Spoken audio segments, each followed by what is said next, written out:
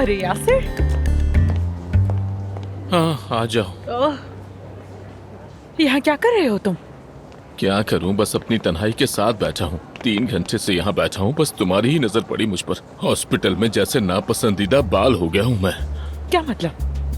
अरे दरअसल मानूर, मेरी अम्मी मोहल्ले की औरतों को बुलाती थी, सबकी वैक्सिंग करती थी। मैंने बड़े करीब से देखा है, जब वो पट्टी को जोर से खींचती थी तो एक बाल रह ही जाता था। ना चिमटी उसे पकड़ती है ना नाखून, बस वही रह जाता है। समझो वही बाल बन गया हूँ मैं हॉस्पिटल के लिए। या फिर यूँ कह लो कि जैसे जंगल में भेड़िया अपने ही साथियों के हाथों बेच दिया गया हो। बस यूँ कह लो कि मेरा भी अब से बिल्कुल वही हाल हो गया है।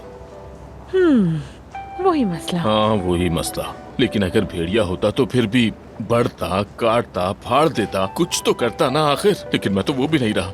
ना घर है, ना कमरा, कुछ भी नहीं है। क्या तुम आज रात सारा के घर नहीं रहने वाले अरे थे? सारा के यहाँ रुकने की क्या बात कर रही हो? तुम जानती हो उसका मिजाज कैसा है। अगर वहाँ रुको तो उसके तो 101 उसूल है। यहाँ क्यों बैठे हो, ये ना बिगाड़ो, इसे ना छेड़ो। वहाँ जाकर तो ऐसा लगता है जैसे कांटों पर बैठे हो। और सारा का जिक्र हो तो मैती की आंखें अलग नाचने लगती हैं।